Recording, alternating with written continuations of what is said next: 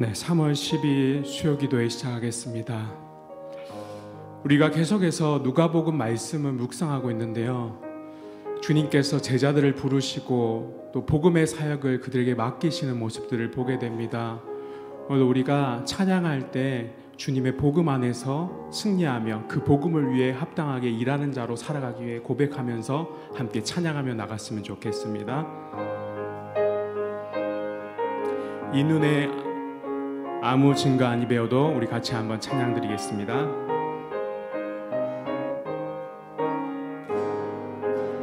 이 눈에 아무 증거 아니 배워도 믿음만을 가지고 선을 걸으며 이 귀에 아무 소리 아니 들려도 하나님의 약속 위에 서리라. 걸어가세 믿음 위에 서서 나가세 의심 버리고 걸어가세 믿음 위에 서서 눈과 귀에 아무 증거 없어도 이 눈이 보기에는 어떠하든지 이미 얻은 증거대로 늘 믿으며 이 맘에 의심 없이 살아갈 때에 우리 소원 주 안에서 이루리. 걸어가세 믿음 위에 서서 나가세 의심 버리고 걸어가세 믿음 위에 서서 눈과 귀에 아무 증거 없어도 주님의 거룩함을 두고 맹세한 주 하나님 아버지는 참 미쁘다. 의리한 모든 약속 믿는 자에게 능치 못할 무슨 일이 있을까. 걸어가세 믿음 위에 서서 나가세 의심 버리고 걸어가세 믿음 위에 서서 눈과 귀에 아무 증거 없어도 주님의 거룩함을 두고 맹세한 주 하나님 아버지는 참 미쁘다. 의리한 모든 약속 믿는 자에게 능치 못할 무슨 일이 있을까. 걸어가세 믿음 위에 서서 나가세 의심 버리고 걸어가세 믿음 위에 서서 눈과 귀에 아무 증거 없어. 걸어가세 믿음 위에 서서 나가세 의심 버리고 걸어가세 믿음 위에 서서 눈과 귀에 아무 증거 없어. 주님 약속하신 말씀 위에서 영원토록 주를 찬송하리라. 소리 높여 주께 영광 돌리며 약속 믿고 굳게 서리라. 굳게 서리. 영원하신 말씀 위에 굳게 서리. 굳게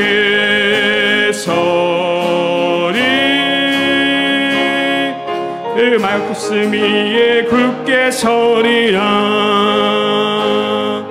주님 약속하신 말씀 위에서 세상 염려 내게 엄습할 때에 용감하게 힘써 싸워 이기며 약속 믿고 굳게 서리라.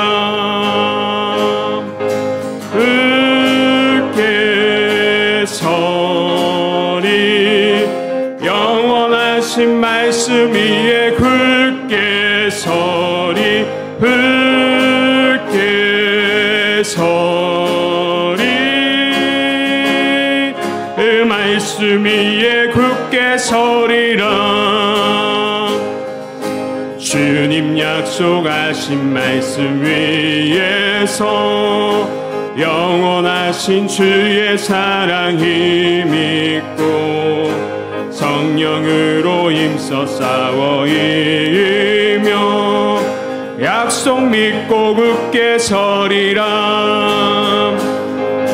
굳게 서리 영원하신 말씀 위에 굳게 서리.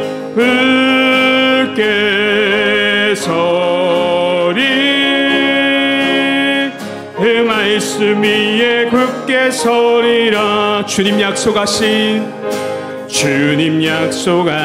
말씀 위에서 성령 인도하는 대로 행하며 주님 품에 항상 안식 얻으며 약속 믿고 굳게 서리라.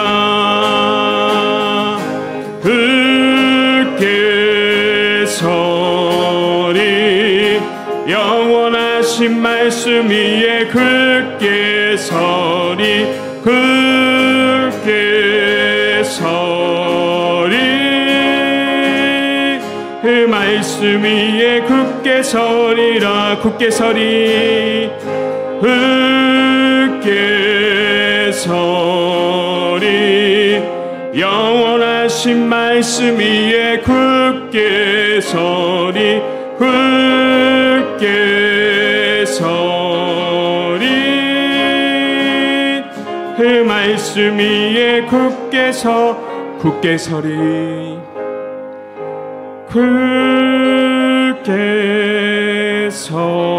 서리 영원하신 말씀 위에 굳게 서리. 굳게 서리 그 말씀 위에 굳게 서리라. 아멘. 우리 같이 기도하겠습니다.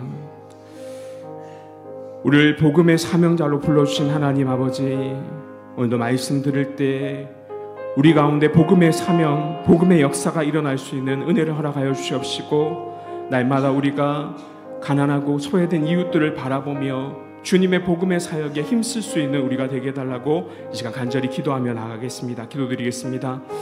하나님 아버지, 오늘도 우리를 복음의 사역자로 불러주신 하나님 아버지, 우리는 너무나도 연약하고 부족합니다. 하나님께서 우리를 붙들어 주시옵시고 온전한 주님의 은혜 가운데 나아갈 수 있도록 아버지 하나님께서 함께하여 주시옵시고, 날마다 하나님께서 크신 은혜 가운데 나아갈 수 있도록 함께하여 주옵소서.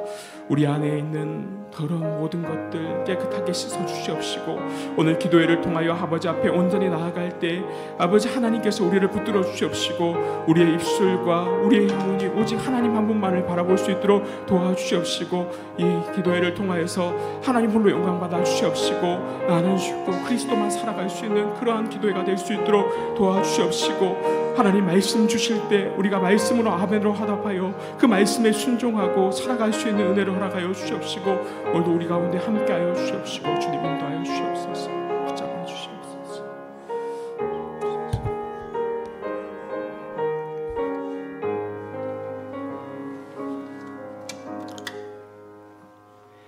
이 눈에 아무 증거 안이 보여도 주님 주신 말씀 위에 굳게 서리라 다짐하는 저희를 수요 기도회로 불러주신 하나님, 험한 골짜기를 지나며 낙심될 때에도 날개 아래 품으시고 여기까지 인도하신 하나님 아버지 감사합니다. 죄로 이미 죽은 우리를 대신하여 십자가에서 죽으시고 부활하여 영생의 소망을 주신 하나님, 주님께서 주신 사랑을 곰씹을수록 그 사랑이 너무 크기에 말로 다 표현할 수 없음을 고백합니다. 하나님 감사합니다. 그럼에도 우리를 위해 일하시는 하나님 아버지를 무시하고 자신의 힘으로 사는 줄 착각한 이 죄인을 용서하여 주옵소서. 역사를 주관하시는 하나님, 지구촌에서 가장 가난한 나라, 신자들을 학살한 북한 공산 집단의 남침을 받아 꺼져가던 우리나라를 이만큼 잘 사는 나라로 만들어 주셨으니 감사합니다. 그러나 오늘날 창조 질서를 무시하며 성적 타락을 조장하고 재판은 돈과 권력 앞에 굽어지며 목숨 바쳐 지킨 자유 대한민국을 부정하고 국민을 노예처럼 대하는 북한 공산 정권을 추종한 무리들이 버젓이 활동하는 기막힌 현실에 처한 우리나라를 구하여 주옵소서. 하나님을 믿는 저희가 먼저 철저하게 회개하고 굳건한 믿음으로 바로 서게 하옵소서. 안식년임에도 편안히 안식하지 않고 힘든 훈련을 자청한 담임 목사님과 사모님께 특별한 은혜를 주옵소서. 성령님께서 내리시는 포근하고 폭풍 같은 은혜로 일생 동안 성령님의 인도하심을 받는 목사님으로 세워주옵소서. 말씀 준비로 고심하는 우리 목사님에게 때마다 필요한 말씀을 넣어주셔서 설교함이 기쁨으로 바뀌게 하옵소서. 훈련받는 동안 목사님의 성령 충만하신가 가족의 건강을 위하여 기도하기 원합니다. 유치부부터 청년부에 이르는 다음 세대에게 지혜를 더하셔서 세계를 상대로 하나님의 영광을 드러내는 확실한 하나님의 사람으로 세워 주옵소서. 광야에서 만나와 메추라기로 먹이신 하나님, 궁핍과 건강 문제로 광야를 지나는 교우들께 필요한 양식과 치료받는 은혜를 주셔서 눈물이 감사로 변하여 기쁨을 회복하고 평강을 누리게 하옵소서. 세우신 임충만 목사님을 충만한 은혜로 감사하나 주옵소서. 전하시는 생명의 말씀이 회중의 심령에 박혀 세상을 사는 지혜와 마귀를 이기는 무기가 되게 하옵소서. 이어지는 기도와 실버 모임까지 풍성한 은혜 주시기를 원하오며 사랑하는 우리 구주 예수님 이름으로 기도드리옵나이다. 아멘.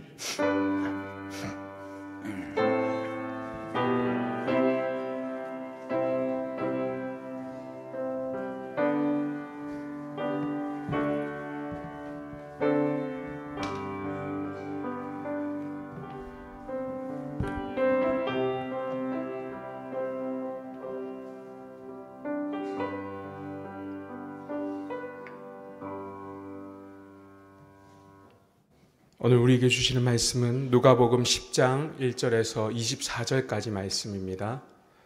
신약성경 누가복음 10장 1절에서 24절까지 말씀입니다.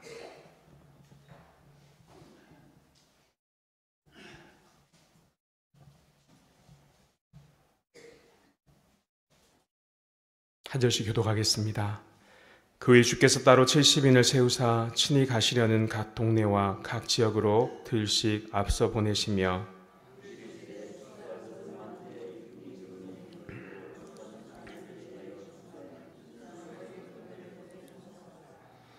갈지어다 내가 너희를 보냄이 어린 양을 이리 가운데 보냄과 같도다.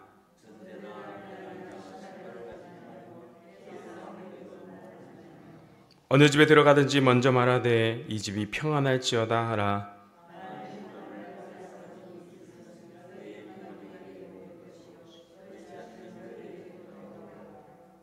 그 집에 유하며 주는 것을 먹고 마시라. 일꾼이 그 삭슬 받는 것이 마땅하니라. 이 집에서 저 집으로 옮기지 말라.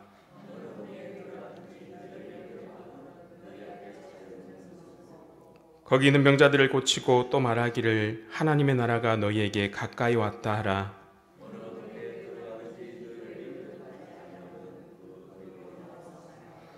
너희 동네에서 우리 발에 묻은 먼지도 너희에게 떨어버리노라. 그러나 하나님의 나라가 가까이 온 줄을 알라 하라.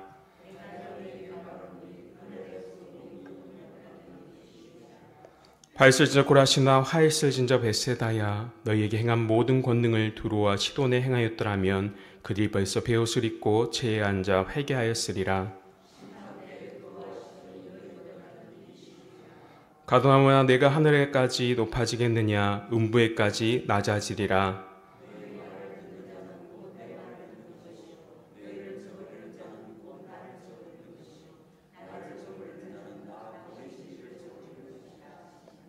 칠십인이 기뻐하며 돌아와 이르되 주여 주의 이름이면 귀신들도 우리에게 항복하더니이다.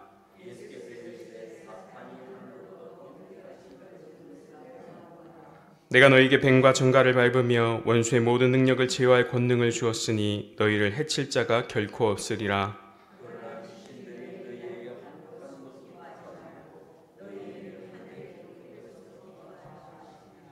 그때 예수께서 성령으로 기뻐하시며 이르시되 천지 주제이신 아버지여 이것을 지혜롭고 슬기 있는 자들에게 숨기시고 어린아이들에게 나타내심을 감사하나이다. 옳소이다. 이렇게 된 것이 아버지의 뜻이니이다.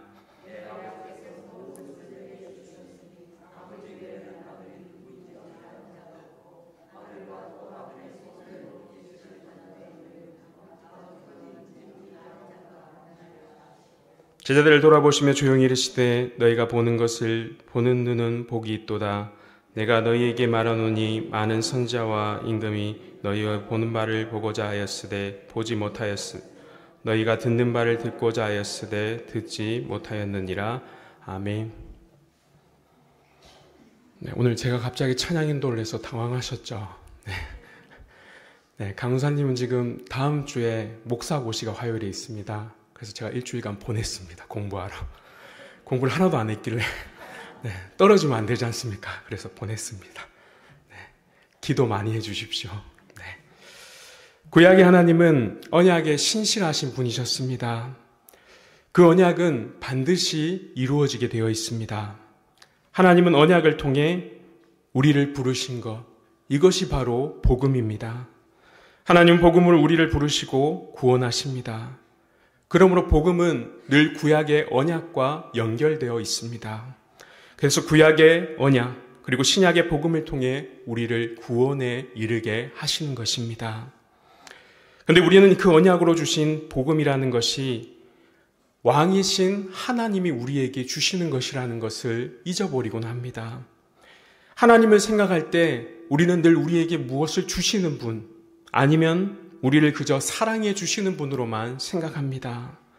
하나님께서 우리에게 준엄한 명령을 내리실 때는 그냥 단순히 내리시는 것이 아니라 왕의 권한으로 우리에게 내리시는 것입니다. 이런 사고와 생각 가운데 복음도 마치 우리는 그렇게 생각해 버립니다. 복음이 우리에게 주어지는 기쁜 소식일 뿐만 아니라 그 복음 안에는 무엇이 들어있습니까? 왕 대신 주님의 명령이 들어있는 것입니다. 그래서 이 복음을 가리켜 우리는 권위적인 외침이라고 부를 수 있는 것입니다. 그것은 내가 원하면 하고 원하지 않으면 안 해도 되는 것이 아니라 왕의 명령이기 때문에 어떻게든 들어야 하는 것입니다. 그리고 만약 그것을 듣지 않으면 벌을 받을 수밖에 없습니다. 우리는 하나님을 두려워하는 것 같으면서도 하나님께서 우리에게 말씀하시고 우리에게 나타내시는 것을 때로는 귀를 막고 눈을 가리고 듣거나 보지 않으려는 경향이 있습니다. 오늘 본문은 예수님이 세상을 떠나 승천하실 기한이 차서 예루살렘으로 올라가시는 급박한 길에서도 제자들은 십자가와 전혀 다른 동떨어진 생각을 가지고 있었습니다. 그럼에도 불구하고 주님은 다시 70명의 제자를 세우시고 둘씩 짝지어서 전도 여행을 보내시는 장면이 나타나고 있습니다.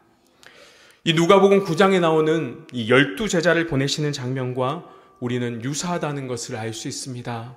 오늘 두 사건을 비교하면서 살펴보면서 언약의 복과 저주, 복음의 복과 저주라는 내용에 대해서 우리 같이 한번 살펴보도록 하겠습니다. 첫째로 주님은 70명의 제자를 파송하셨습니다. 주님께서 70명의 제자를 파송하셨는데 왜 하필 70명인가? 여기에 오늘 중점적으로 살펴보려고 합니다.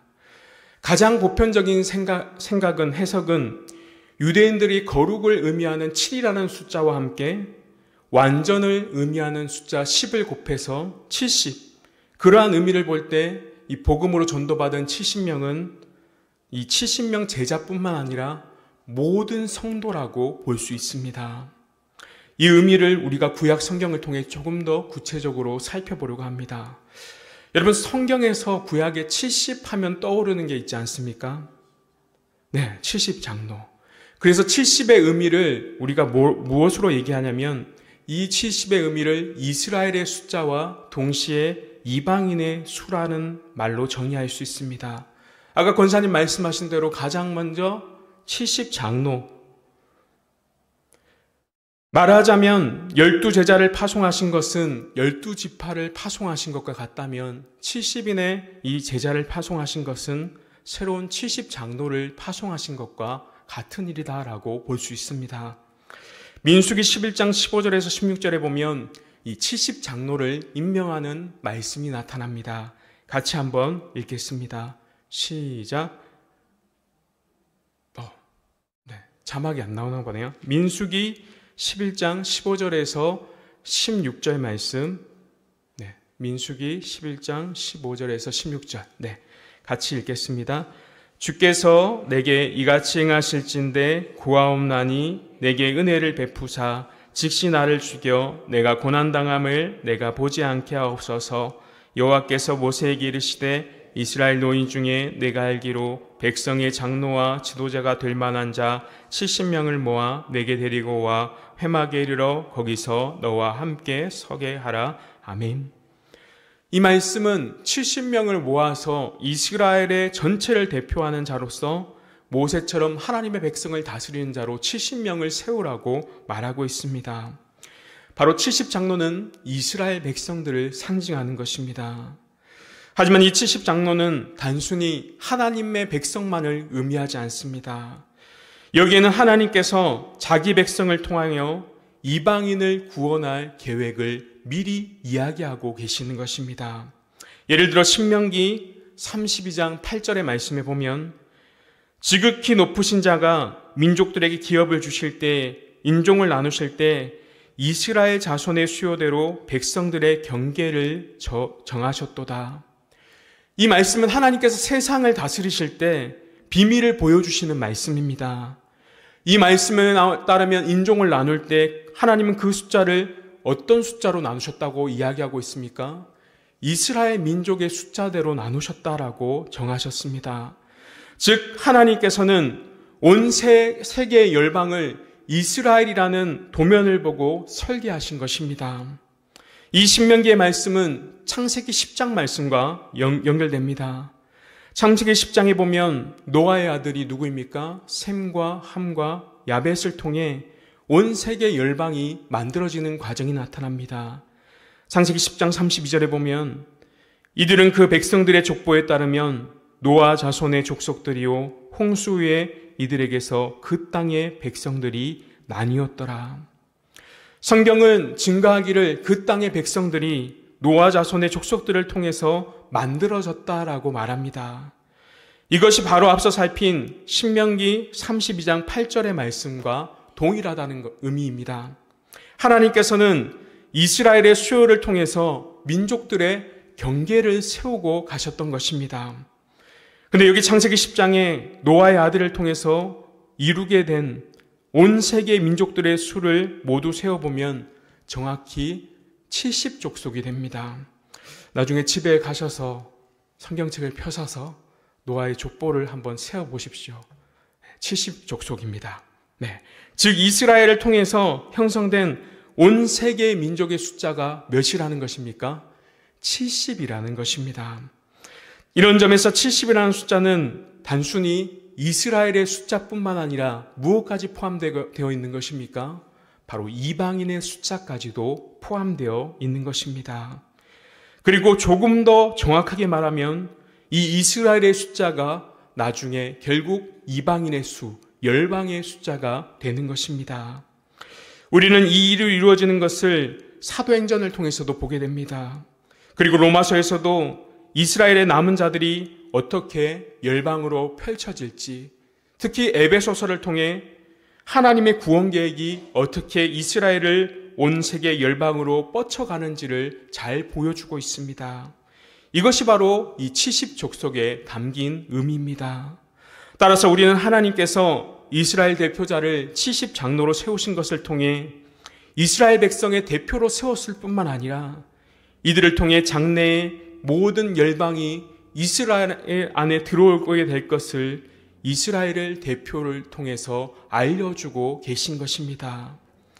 이것은 야곱의 가족을 통해서 더 잘 볼 수 있습니다. 출애굽기 1장에 보면 야곱의 가족들이 모두 요셉이 있던 애굽으로 올라왔을 때 1장 5절에 보면 이렇게 말씀하고 있습니다. 야곱의 허리에 나온 사람이 모두 70이요 요셉은 애굽에 있었더라. 여러분, 여기서 왜 가족을 70이라고 했을까요? 당연히 70명이니까 70이라 했겠죠. 이렇게 생각하실 것 같은데 사실 정확하게 이야기하면 이 70명이 아닙니다. 사도행전 7장 14절 말씀 한번 볼까요? 사도행전 7장 14절 말씀 같이 한번 읽겠습니다. 시작. 요셉이 사람을 보내어 그의 아버지 야곱과 온 친조 75사람을 청하였더니 몇 명이라고 하고 있습니까? 75명, 75명이라고 하고 있습니다. 여러분, 이것은 성경의 모순이 아닙니다. 출애굽기가 이스라엘 가족들을 전체를 70이라고 적은 것은 고의적인 것이라고 할 수 있습니다. 일부러 70이라는 숫자에 맞춘 것입니다. 왜 그렇습니까? 성경에는 이런 예들이 많습니다. 우리가 예수님의 족보를 보면 실제로 다름에도 불구하고 12대라는 숫자에 맞춰져 있는 것을 볼 수 있습니다. 이것은 성경은 정확무오하지만 신학적 목적에 더 주의하기 위해 이렇게 기록한 것입니다. 왜 출애굽의 야곱의 가족을 70명에 맞추고 있습니까? 여러분, 이때 시작이 무엇의 시작입니까? 이스라엘 민족의 시작되는 그때였습니다. 그렇기 때문에 이스라엘은 출애굽 앞부분에서 이 사람들을 통해 큰 민족을 이루어야 되는 약속을 이루어야 하기 때문에 이스라엘 전체의 기초가 70명이라는 숫자를 통해 쓰여진 것입니다. 하지만 우리는 출애굽기에 이스라엘이 어떻게 성경 안에서 성장하는지를 더 보게 됩니다. 하나님께서 출애굽 역사를 통해 결국 이스라엘 민족만 풍성하게 만드셨습니까? 아니라는 것입니다. 출애굽기 15장 5절과 6절에 보면 하나님은 이렇게 말씀하십니다. 세계가 다 내게 속하였으니 너희가 내 말을 잘 듣고 내 언약을 지키면 너희는 모든 민족 중에서 내 소유가 되겠고 너희가 내게 대하여 제사장 나라가 되며 거룩한 백성이 되리라. 너는 이 말을 이스라엘 자손에게 전할지리라. 여러분, 야곱의 가족들을 통해 이스라엘 백성들이 궁극적인 목적이 무엇입니까? 바로 열국에 대해서 제사장 나라가 되는 것입니다. 단순히 자신의 민족만 살아남는 것이 아니라 이들을 통해 열국을 제사장 나라로 삼는 것이 바로 하나님의 명령인 것입니다. 신약에서도 여러분 제사장 나라에 대해 유명한 구절이 있지 않습니까? 베드로전서 2장 9절 말씀. 그러나 너희는 택하신 족속이요 왕같은 제사장이요 거룩한 나라요 그의 소유가 된 백성이니 이는 너희를 어두운 데서 불러내어 그의 기이한 빛에 들어가게 하신 이의 아름다운 덕을 선포하게 하심이니라. 여러분, 베드로전서 2장에서 너희는 제사장 나라가 되라라고 명령하십니다. 그리고 이어지는 말씀에서 그 목적이 무엇이라고 말하고 있습니까? 이는 너희를 어두운 데서 불러내게 하신 그의 기이한 빛에 들어가게 하신 이의 아름다운 덕을 선포하라. 결국 영을방에 누구의 덕을 선포하라고 말씀하십니까? 하나님의 덕을 선포하라. 그리스도의 빛을 비추어라 라고 말씀하고 계시는 것입니다. 따라서 우리는 이스라엘이 70으로 규정한 숫자를 이스라엘 숫자만으로 보는 것이 아니라 플러스 뭘로 봐야 됩니까? 이방인의 숫자로 보아야 하는 것입니다. 주님께서는 제자들을 12명 부르신 후에 다시 70명을 부르셔서 다시 복음의 사역을 맡기셨습니다. 주님께서는 이스라엘 나라 자체를 대상으로 하시던 사역에서 더 나아가 열국을 향한 복음의 사역을 미리 준비하고 계셨던 것입니다. 그래서 70명을 보낸 지역들을 보면 요단강 동편 지역으로 주로 보내셨는데 이 지역은 주로 누가 살고 있는 사람들이냐면 이방인들이 살고 있는 지역으로 이 70명을 보내신 것을 보게 됩니다. 주님께서 활동하신 당시는 구속사적인 흐름에 오순절 이전이기 때문에 아직 이방인에까지 복음이 미치지 않았습니다. 그럼에도 주님은 어떻습니까? 70명의 제자들을 부르셔서 그들을 통해 이방인들의 구원을 미리 준비하고 계셨던 것입니다. 그렇다면 우리는 주님께서 70명의 제자들을 보내심을 통해 무엇을 알 수 있습니까? 주님께서는 12제자를 통해 이스라엘을 향해 복음을 외치도록 하셨고 70명의 제자들을 통해 온 세계, 오순절 이후를 내다보시며 복음을 전하도록 하셨던 것입니다. 비록 지금은 이스라엘 안에만 복음이 전파되고 있지만 사도행전 이후에는 어떻습니까? 성령님이 오시면 이 복음은 세계로 열리게 되는 것입니다. 근데 여기서 우리가 받을 수 있는 메시지가 무엇입니까? 성경은 고의적으로 12제자를 파송한 것과 70명의 제자들을 파송할 때의 메시지를 똑같이 배열하고 있다는 것을 보여주고 있습니다. 마태복음 10장을 나중에 읽어보시면 오늘 말씀과 동일하다라는 것을 볼 수 있습니다. 우리가 이 내용들을 통해 알 수 있는 것은 이스라엘에게도 이방인에게도 복음은 다른 것이 아니라 똑같이 전해진다라는 것을 알려주시는 것입니다. 복음이 전해지고 복음의 역사가 일어난 일들이 이스라엘 민족과 이방인이 다른 게 아니라 둘 다 같다라는 것을 보여주시는 것입니다. 70명의 제자를 파송했을 때의 메시지와 12제자를 파송했을 때의 메시지가 같은 것은 이후 열방을 위한 시대가 올 때 복음의 결과, 나타나는 결과가 똑같다는 것을 가르쳐 주시기 위함입니다. 즉 복음도 동일하고 복음의 무게도 동일합니다. 언약 안으로 사람들을 불러들이실 때 이스라엘 백성들에게도 이방인에게도 똑같은 목소리로 말씀하시고 그들에게 가르쳐 주신다는 것입니다. 여러분, 언약의 복음이 선포될 때 이스라엘에게도 이방인에게도 복음은 동일합니다. 12제자들이 외쳤을 때도 70명의 제자들이 외쳤을 때도 사도행전의 시대에 복음을 외쳤을 때도 똑같은 복음의 메시지가 선포되었습니다. 여러분, 그 복음의 메시지가 무엇입니까? 오늘 70명의 제자들이 밖으로 나가 복음을 외칠 때 복음에 대한 반응이 두 가지로 나타나는 것을 오늘 본문에서 알 수 있습니다. 한편은 받아들이는 자들이 있는 반면에 한편은 어떻습니까? 거부하고 밀어내는 자들, 그들이 있었던 것입니다. 그래서 성경은 이 사실을 통해 12제자의 외침도 70명의 제자들의 외침도 동일한 복음 안에 주님의 권위 안에 외쳐졌지만 그것을 받아들이는 자와 거부하는 자가 나타난다라는 것을 보여주시는 것입니다. 먼저 두 번째 볼 것은 언약의 복을 받아들이는 자들입니다. 첫 번째는 언약의 복음을 받아들이는 자들입니다. 먼저 5절에 보면 제자들은 집에 가서 평안을 외치라라고 했습니다. 여러분, 여기서 평안을 외친다는 것은 우리의 머릿속으로 생각해 보면 그 집에 문을 열고 들어가서 복 받으십시오 이렇게 인사하는 것이 아닙니다. 복음은 하나님과의 평화를 이야기합니다. 그러므로 평안을 빌라라는 것은 그들에게 누구와의 평화가 있기를 바라는 것입니까? 죄로 인해 하나님과 멀어졌던 그 가정이 복음으로 인해 하나님과 평화를 누리기를 원하는 것입니다.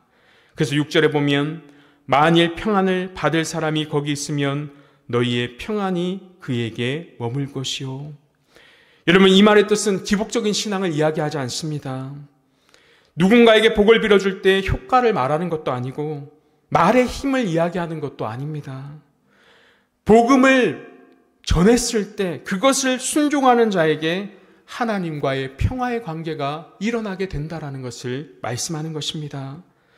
즉 하나님과의 언약을 우리가 깨트렸음에도 불구하고 복음이 전해졌을 때 그 복음을 받아들이는 자, 그 복음 앞에 무릎 꿇고 순종하는 자에게 하나님께서 다시 언약을 회복시켜 주시며 그들과 평화를 누리게 하겠다라고 말씀하시는 것입니다. 다시금 하나님과의 관계가 언약이 깨진 죽음과 형벌의 관계가 아니라 바로 화평과 평강의 관계로 회복된다라는 것을 말씀하는 것입니다. 그래서 뒤에 이어지는 식사도 그런 관점에서 우리가 이해해야 합니다. 평안을 빌었을 때 받아들인 집에서 그들에게 본분을 전하러 온 자들에게 음식을 베풀고 대접을 해야 한다라고 말하고 있습니다. 여러분, 이것은 단순히 손님 대접을 말하는 것이 아니라 하나님과의 관계가 회복될 때 구약의 언약의 식사를 반영하는 내용입니다. 여러분, 성경에서 하나님과의 언약이 있을 때 그 뒷부분에는 항상 무엇이 있었습니까? 식사가 있었습니다. 구약의 제사를 지낸 후에 보면 제사를 드린 후에 그 음식을 가지고 같이 어떻습니까? 먹고 마셨습니다. 언약을 맺고 이제 우리가 하나님과 화평한 사이가 되었다라고 함께 식사를 하는 것입니다. 앞에서 70장로와 관련된 이야기에서도 언약적 식사가 나타납니다. 오늘 우리가 읽었던 출애굽기 24장은 시내산에서 하나님께서 이스라엘과 맺은 언약식의 본문인데, 여기에 보면 모색의 번제와 화목제의 피를 받은 단에 뿌리고 반은 백성들의 뿌린 후에 언약서를 가져서 백성들에게 낭독하고 그 후에 70인의 장로가 함께 먹는 것을 볼 수 있습니다. 우리 출애굽기 24장 9절에서 11절 말씀 한번 같이 읽겠습니다. 시작.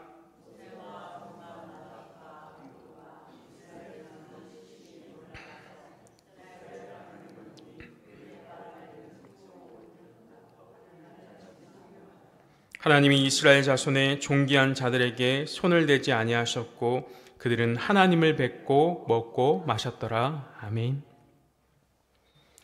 하나님과의 언약 관계가 있은 후에 언약의 식사는 하나님과 화평하다는 아주 중요한 의식 중의 하나입니다. 70명의 제자들은 지금 마치 시내산의 70인의 장로들처럼 방금 하나님을 받아들인 자와 함께 언약의 식사를 하고 있습니다. 바로 먹고 마십니다. 이를 통해 언약이 분명하고 확고하다라는 것을 증언하는 것입니다. 그래서 이제 너희와 하나님 사이에 무엇이 있다라는 고백이 되는 것입니까? 평화, 화평이 있다라는 고백이 되는 것입니다. 그리고 제자들은 이 집에서 9절에 이렇게 외쳤습니다. 9절 말씀입니다. 거기 있는 병자들을 고치고 또 말하기를 하나님의 나라가 너희에게 가까이 왔다 하라. 여러분, 우리말 번역에서는 가까이 왔다라고 말하지만 헬라어로 진역하면 어떠냐면 이미 여기에 하나님의 나라가 왔다라는 것입니다. 이미 하나님의 나라가 임하였다라는 것입니다. 언약의 복음을 받아들인 자들에게 어떤 일이 일어났습니까? 하나님께서 제자들을 통해 이미 하나님 나라가 여기에 임했다고 고백하고 있는 것입니다. 자, 여기에 이제 하나님의 나라가 임하였구나. 이것이 바로 복음을 영접한 자들에게 임하는 복인 것입니다. 70명의 제자들은 열방을 향해 12명의 제자들도 같이 복음을 선포하자 복음을 받아들인 자에게 동일한 복이 선포되었습니다. 그들에게 평강이 있을지어다. 그 평강의 징표가 바로 하나님과 먹고 마시는 언약의 식사에 있는 것입니다. 그리고는 하나님 나라가 이제 너희에게 임하였다. 여러분, 이것이 얼마나 복된 말씀입니까? 이것이 신약에선 무엇을 이야기합니까? 바로 우리가 먹고 마시는 성찬을 이야기합니다. 그러므로 하나님의 복음을 받아들이는 자에게는 권위적인 외침이 외칩니다. 하나님은 언약의 복음과 죄악과 저주와 죽음 가운데 있던 우리에게 내가 어떠함으로 그것이 주어지는 것이 아니라는 것입니다. 내가 열심히 있고 내가 뭔가 잘해서 내가 잘나서 그렇게 이루어지는 것이 아니라는 것입니다. 전적으로 하나님의 주권적인 능력 때문에 우리가 복음을 믿고 복음 안에 거하게 되는 것입니다. 전적으로 하나님의 주권의 능력 때문에 밀물처럼 밀려오는 은혜를 우리가 받아들이는 것입니다. 우리는 성령의 역사하심으로 그저 믿고 받아들일 때 하나님의 은혜와 역사는 우리 가운데 놀라운 일들을 행하는 것입니다. 하나님의 복음 선포는 그저 받아들이는 자에게 주어지는 놀라운 복의 은혜입니다. 하나님이 이 권능의 외침에 아멘으로 고백하는 자들에게 하나님과 너희 사이에 평화가 있게 되었다. 그것을 증언하시며 한 식탁의 자리에 앉게 하셔서 먹고 마시게 하신 것입니다. 여기에 이제 하나님의 나라가 임하였다. 이 언약의 복음을 받아들인 드림향상교회 공동체 가운데 이 놀라운 하나님의 은혜가 임하기를 소망합니다. 세 번째로는 언약의 저주를 거부하는 자들입니다. 오늘 본문 뒷부분에 보면 이 복음을 받아들이지 않는 자들입니다. 10절에 보면 복음을 영접하지 않는 자들에게 이렇게 말씀합니다. 우리 10절과 11절 말씀인데요. 한번 같이 읽겠습니다. 시작. 어느 동네에 들어가든지 너희를 영접하지 아니하거든 그 거리로 나와서 말하되 너희 동네에서 우리 발에 묻은 먼지도 너희에게 떨어버리노라. 그러나 하나님의 나라가 가까이 온 줄을 알라 하라. 여러분, 발에 먼지를 떨어버린다라는 것. 지난주에 재에 대해서 배웠지 않습니까? 재. 그 재와 같이 먼지를 떨어버리는 것은 하나님의 저주가 임하는 것입니다. 먼지가 우리 가운데 임하는 것, 그거는 저주가 임하는 것입니다.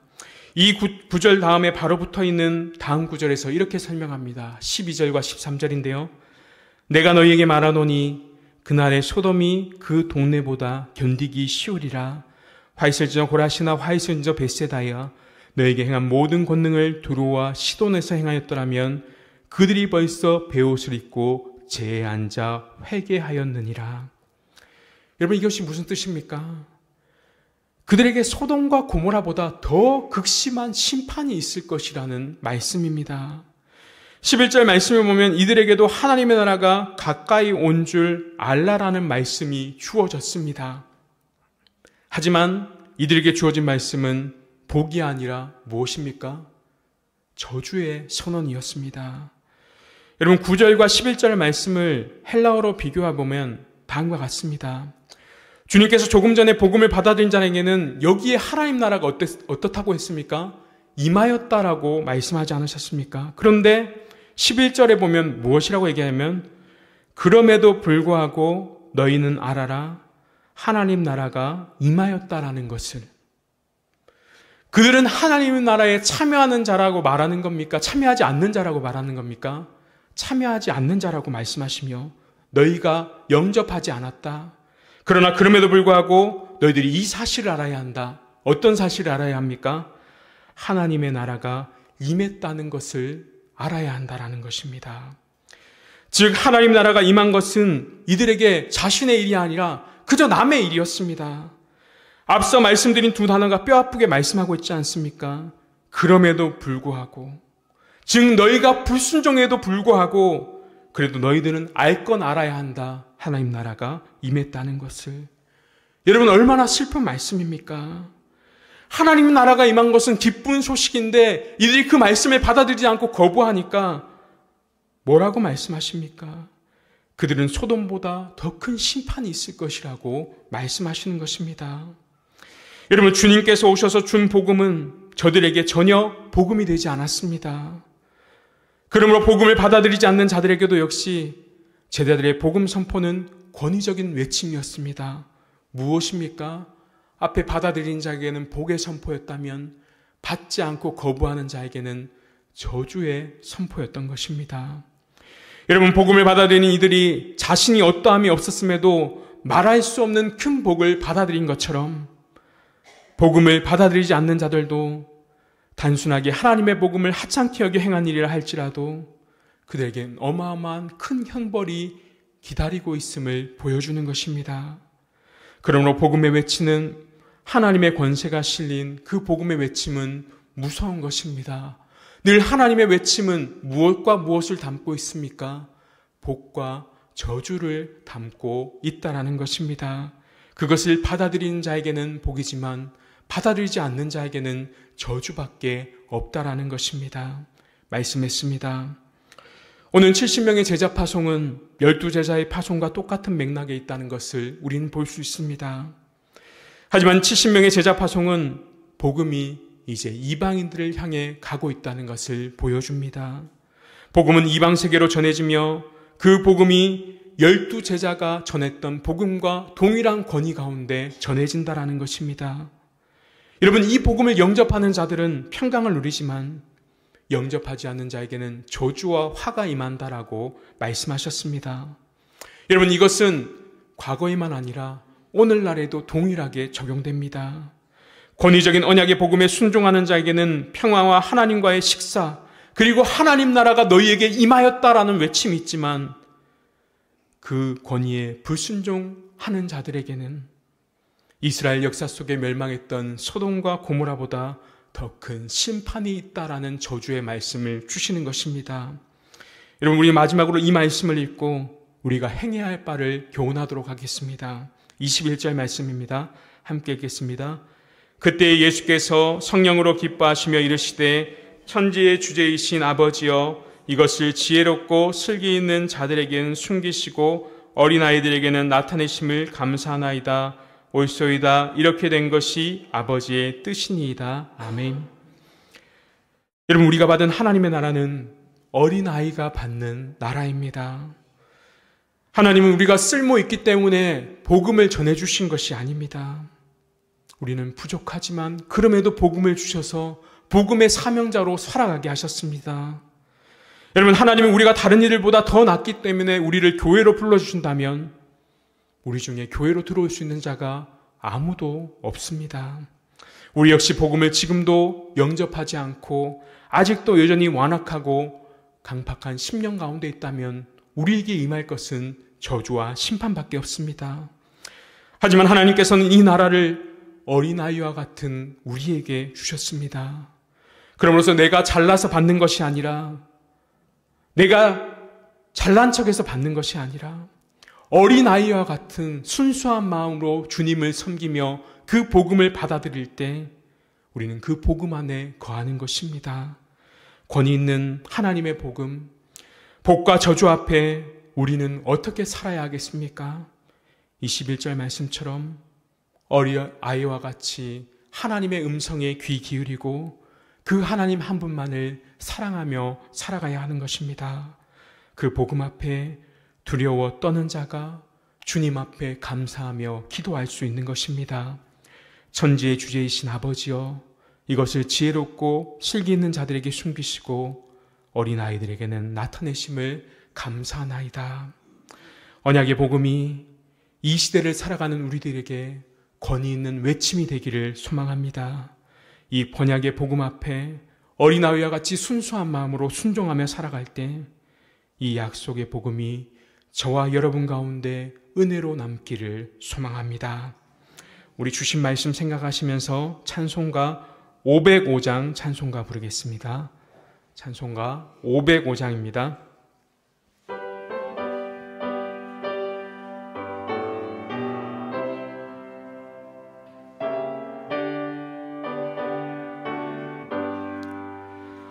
온 세상 위하여 나 복음 전하리. 만 백성 모두 나와서 주 말씀 들으라.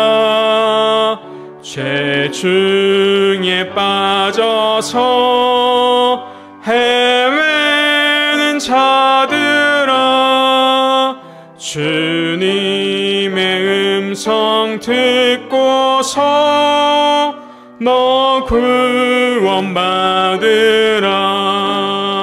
전하고 기도해 매일 증인 되리라.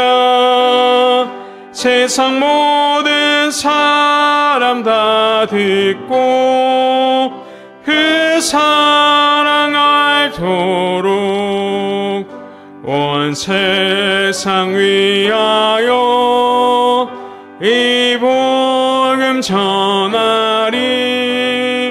저 죄인 회개하고서 주 예수 믿으라.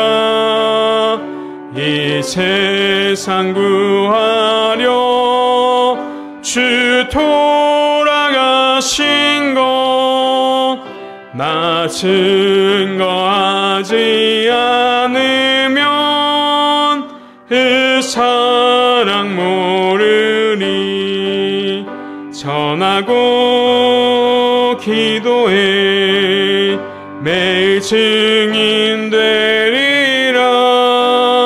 세상 모든 사람 다 듣고 그 사랑 알도록 온 세상 위하여 주 은혜 임하니 주 예수 이름 힘입어 이 복음 전하자.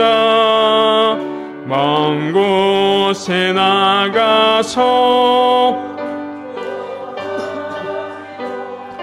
또 나 어느 곳에 있든지 늘 기도 힘쓰니 전하고 기도해 매일 증인 되리라. 세상 모든 사람 다 듣고 그 사랑 알도록. 우리 말씀 생각하면서 함께 기도하겠습니다. 먼저 우리가 열방을 향해 언약의 복음이 전파되게 해달라고 기도하겠습니다. 70명의 제자가 이스라엘 숫자와 이방인의 수를 대표하듯이 너희를 어두운 데서 불러낸 그의 기이한 빛에 들어가게 하신 이의 아름다운 덕을 열방에 선포할 수 있는, 누구에게나 동일한 복음을 전할 수 있는 우리가 되게 해달라고 기도하겠습니다. 두 번째로는 복과 저주가 선포될 때 우리가 먼저 복음을 받아들이는 자가 되게 해달라고 기도하겠습니다. 여기서 이제 하나님의 나라가 임하였다는 복을 받아들임으로써 하나님과 먹고 마시는 자가 되게 해달라고, 주님의 권위적인 복음 앞에 우리가 전적으로 하나님의 은혜를 깨닫고 순종하는 우리가 되게 해달라고 기도하겠습니다. 그리고 마지막으로 우리가 이 땅을 살아갈 때 복음 앞에 두려워 떠는 어린아이와 같은 자가 되게 해달라고 기도하겠습니다. 하나님 나라는 어린아이가 받는 나라입니다. 하나님께서 우리를 부르신 이유는 쓸모 있어서가 아니라 그 자체가 은혜이며 사랑입니다. 그 복음 앞에 두려워 떨림으로 감사히 받고 순종하며 나아가는 우리가 되게 해달라고, 이 시간 복음의 전파자로서 복음을 어린아이와 같이 받아들이는 자로 살아가게 해달라고 말씀 생각하시면서 함께 기도하며 나가겠습니다. 기도드리겠습니다. 하나님 아버지, 언약에 신실하신 하나님 아버지, 하나님께서 언약적으로 우리를 부르시고 이끄시는 복음임을 고백합니다. 하나님 복음으로 우리를 부르시고 우리를 구원시켜 주시옵소서. 주님께서 선포하시는 복음, 왕의 외침을 우리가 기억하며 잊지 않고 살아갈 수 있도록 도와주옵소서. 하나님을 두려워하게 하시고 말씀이 선포될 때 귀를 막고 그런 어리석은 자들이 아니라 주님께서 주시는 말씀을 귀 있는 자로서 듣게 하여 주시옵소서. 70명의 제자들을 파송하신 주님, 그 70명이 이스라엘이며 이방 열방을 향한다는 것을 말씀을 통해 보게 됩니다. 열방을 향해 제사장 나라로 살아가는 우리가 되게 하여 주옵소서. 이미 주님의 눈은 이스라엘뿐만 아니라 열방을 향하고 있음을 보게 됩니다. 우리의 역시도 복음의 문이 열방을 향하여 열어지게 하여 주옵소서. 그 동일한 복음의 사역을 우리에게 주셨는데 하나님께서 명령하신 대로 복과 저주를 선포하는 우리가 되게 하여 주시옵소서. 우리의 입술을 주장하여 주옵시고 하나님의 복음을 받아들이는 자들에게 평안을 약속하신 주님, 그 복음 앞에 무릎 꿇고 순종함으로 언약에 회복시켜 주셔서 참된 평안을 우리가 먼저 맛보게 하여 주옵소서. 그로 인해서 주님과 먹고 마심으로 천국잔치의 복을 누리며 살아갈 수 있는 우리 드림 양상교회 공동체가 될 수 있도록 주여 인도하여 주옵소서. 복음을 영접할 때 하나님 나라가 우리 가운데 임함을 기억하며 나아갈 수 있도록 도와주시옵소서. 복음의 제약과 저주와 죽음 가운데 있는 우리가 어떤 나의 능력으로 주어지는 것이 아니라 철저히 하나님의 주권적인 능력 때문에 일어나는 은혜임을 우리가 깨달아 알게 하여 주옵소서. 하나님, 그 복음을 듣지 않는 자들, 하나님의 나라가 임하는 것을 남의 일처럼 생각하는 자들, 하나님 그러한 무지함을 우리가 가지지 않도록 도와주시옵소서. 날마다 깨어있게 하여 주옵시고 복음을 받아들이지 않을 때 이제 우리에게 임하는 것은 심판밖에 없음을 깨달아 알게 하여 주시옵소서. 하나님, 우리 주위에 복음을 받아들이지 않는 자들, 그들을 긍휼히 여겨 주시고 그들이 복음 안에서 살아갈 수 있도록 도와주시옵소서. 12 제자를 통해, 이스라엘에게 70명의 제자를 통해 이방인에게 복음이 전해질 때 우리가 어린아이와 같은 마음으로 하나님 나라를 받는 믿음을 허락하여 주시옵소서. 우리가 쓸모있거나 우리가 잘나서 하나님 나라가 임하는 것이 아니라 그 모든 것이 전적인 하나님의 은혜임을 깨닫게 하여 주옵시고, 하나님, 아직도 깨닫지 못하는 영혼들, 우리의 심령이 깨어지게 하시고 친히 도와주셔서 그들의 마음을 온전히 주관하여 주옵시고, 성령 하나님 간섭하여 주셔서 오늘도 이 언약의 복음이 이 세대를 살아가는 우리에게 권위 있는 외침으로 들려지게 하여 주옵소서. 날마다 어린아이와 같은 소망 가운데 우리가 순종하며 약속으로 나아갈 수 있도록 주여 인도하여 주옵시고, 날마다 주님 주시는 그 복음의 사명들 아름답게 잘 감당하며 기쁨으로 감당할 수 있는 우리 모두가 될 수 있도록 주여 인도하여 주옵시고 함께하여 주시옵소서. 주님,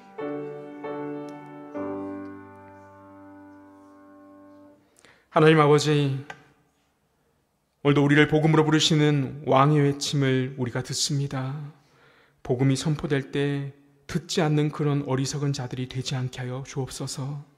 주님의 시선은 이미 영원전부터 이스라엘뿐만 아니라 열방을 향해 제사장의 사명을 감당하는 것임을 말씀을 통해 깨닫습니다. 우리에게 주신 동일한 복음의 사명을 우리가 온전히 외치게 하여 주옵소서.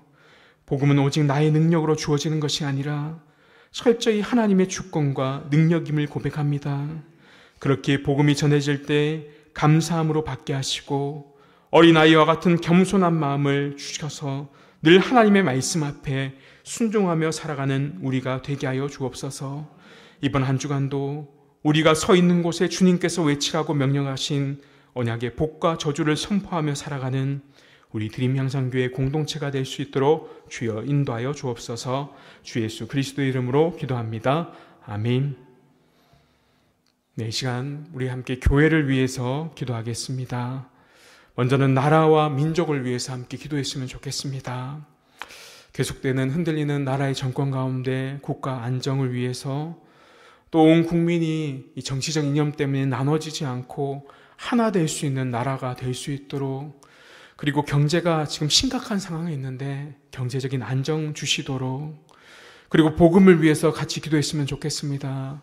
목장 안에 있는 VIP, 내가 품고 있는 VIP들을 위해서, 또 우리 가족들 가운데 믿지 않는 영혼들 위해서, 그리고 나 자신을 위해서 내가 먼저 복음 가운데 살아갈 수 있게 해달라고 기도해 주시면 좋겠고요. 그리고 이번 주 토요일에 초등부 플레이데이가 있습니다. 매번 할 때마다 8명에서 10명 정도의 VIP들이 오고 있습니다. 이 아이들이 복음을 받아들이고 예배의 자리에까지 나올 수 있도록 함께 기도해 주셨으면 좋겠습니다. 그리고 세 번째로는 비전위원회를 위해서 좀 기도했으면 좋겠습니다. 드림향상교회 2기 사역이 이번 주 첫 모임을 갖는데요. 2기 사역을 잘 준비하고 이 모든 과정들을 통하여 우리 드림향상교회가 주님의 뜻 안에서 온전히 서갈 수 있는 교회 되게 해달라고 함께 기도해 주셨으면 좋겠습니다. 그리고 이어서 성도들을 위해서 기도했으면 좋겠습니다. 박상우 형제님 4차 담도암 방사선 치료가 잘 되고 신장 수치가 좋아질 수 있도록, 그리고 강수자 권사님과 박태근 장로님 위해서 계속해서 기도 제목 가지고 우리 같이 한번 기도하며 나가겠습니다. 기도드리겠습니다. 하나님 아버지, 이 나라의 주인이 정치적 지도자인 국민도 아니고 지도자도 아니고 오직 하나님이심을 고백합니다. 모든 영역과 주권 가운데 하나님의 통치가 이 땅 가운데 일어나게 하여 주옵소서. 하나님, 여러 가지로 참 많이 혼란스럽고 걱정스러운 상황입니다. 하나님, 이 모든 과정들이 평화적으로 잘 수습될 수 있도록 도와주시옵소서. 하나님, 모두가 내 목소리를 내는 것이 아니라 서로 이해하고 서로 배려하고 한 마음과 한 뜻으로 이루어질 수 있도록 주님 붙잡아 주시옵소서. 앞으로 나라의 모든 정세 가운데 안정적으로 나아갈 수 있도록 하나님께서 붙잡아 주시옵시고, 정의와 공의의 하나님께서 이 땅 가운데 하나님께서 다스리시며 통치하여 주시옵소서. 온 세상이 주님의 통치와 주권 가운데 있음을 고백하오니 하나님께서 이 나라를 붙잡아 주시옵시고 나라가 안정될 수 있도록 도와주시옵소서. 하나님, 우리의 교만한 마음들을 무너뜨리게 하시옵시고 하나님 나누고 분열되고 서로를 미워하는 마음들 사라지게 하여 주옵소서. 서로 다른 정치적 이념과 다른 생각들 때문에 싸우지 않게 하시고 하나되은 마음을 주셔서 한 마음으로 이 나라가 굳건히 서갈 수 있도록 하나님께서 붙잡아 주시옵소서. 하나님 이 나라의 정치 경제 사회 모든 영역에서 하나님의 공의와 사랑과 정의가 드러날 수 있도록 도와주옵소서. 하나님 모든 공직자들 위정자들 하나님 기억하여 주옵시고 하나님 긍휼과 사랑을 그들에게 베풀어 주셔서 그들이 온전한 마음으로 백성들 나라 국민들을 생각하며 그 모든 일들을 잘 감당해 나갈 수 있도록 도와주옵소서. 역사의 주관자 되시는 하나님 아버지께서 이 나라를 붙들어 주시옵시고 주님의 사랑과 주님의 권세 가운데 이 모든 것들이 이루어질 수 있도록 붙잡아 주시옵소서. 그로 인하여 결정하고 선택하는 모든 일들 통하여 이 나라가 굳건하게 서나가는데 하나님이 함께하여 주시옵소서.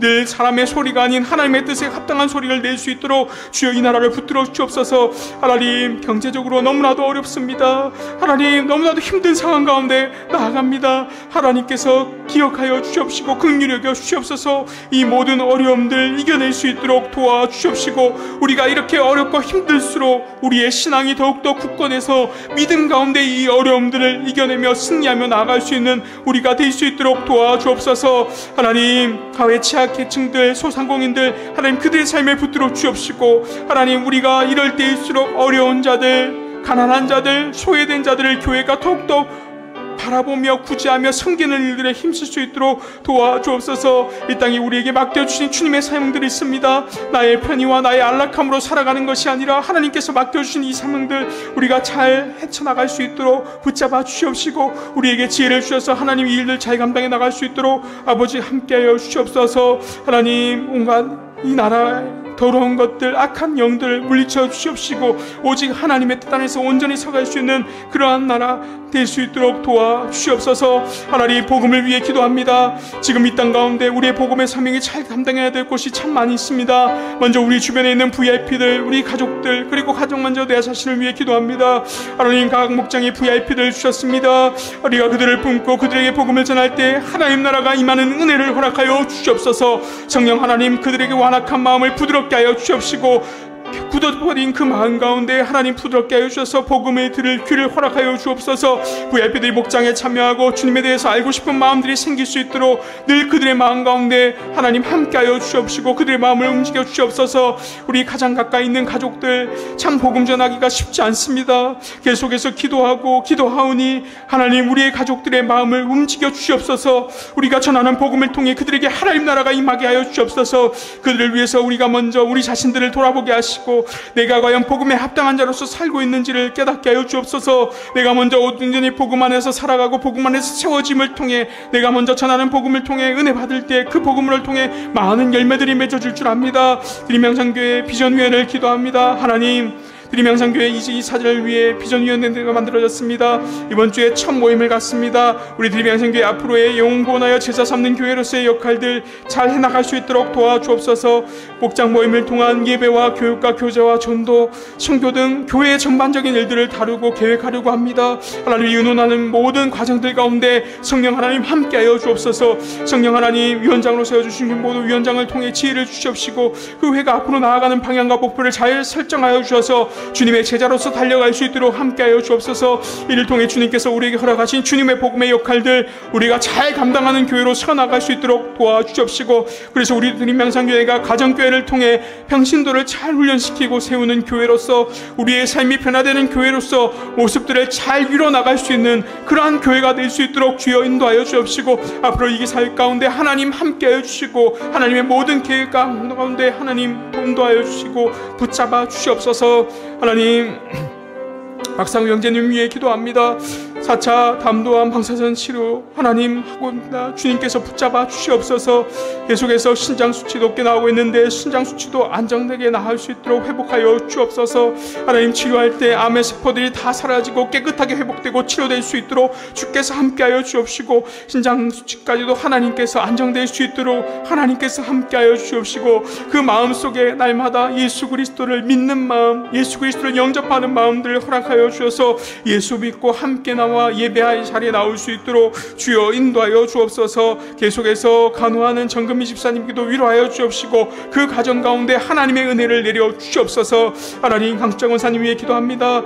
계속해서 이 항암 부작용 나타나지 않도록 주님께서 붙들어 주옵소서. 하나님, 특히 부작용으로 피부 때문에 힘들었는데 하나님께서 계속해서 그 치료하는 모든 과정들 순탄하게 하시고 하나님 회복시켜 주셔서 더 이상 아프지 않고 힘들지 않도록 주님께서 함께 하시고 어수속히 회복시켜 주시옵소서. 박태근 장로님 위해 기도합니다. 하나님, 건면제와 잘할 수 있도록 주님께서 붙잡아 주시옵시고 장로님의 마음에 늘 평안한 마음들을 허락하여 주옵소서. 주님이 주시는 위로함과 기쁨 가운데 거할 수 있도록 날마다 장로님과 함께하여 주옵시고 회복하여 주옵소서. 하나님, 성도들 가운데 우울증 공황장애로 힘들어하고 있는 성도들, 하나님, 그들의 아픔들, 그들의 어려움들, 그들의 슬픔들 하나님 모두 아시지 않습니까? 그들의 마음을 위로하여 주시옵시고 하나님이 그들의 온전한 치료자가 되어 주시옵소서. 오늘도 우리가 복음으로 불러주셨습니다. 주님, 자격 없는 우리를 불러주셨지만 우리의 그 사명에 합당하게 나아갈 때 하나님께서 복음의 많은 열매들이 맺어질 수 있도록 도와주시옵시고 우리의 입술을 통하여 복과 저주가 선포될 때 이를 통해 하나님의 나라가 우리 가운데 임하는 그러한 은혜를 한 주간도 허락하여 주시옵소서. 주님,